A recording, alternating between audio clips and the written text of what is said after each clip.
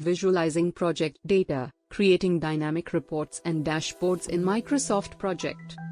We will explore the key features of data visualization tools in MS Project, as well as provide tips and techniques for creating visually appealing and informative project reports. Project data visualization in Microsoft Project. Microsoft Project offers a range of reporting features that allow you to create visual reports and interactive dashboards. With the ability to customize project data presentation, you can track progress updates, analyze project metrics, creating dynamic reports. From visualizing progress updates to implementing innovative reporting methods, you can effectively communicate project status and performance to stakeholders. Designing interactive dashboards.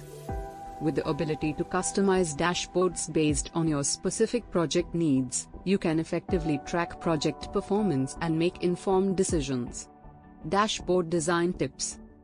Use clear and concise labels for data points. Include interactive elements for user engagement. Utilize color coding to differentiate between project components. Conclusion.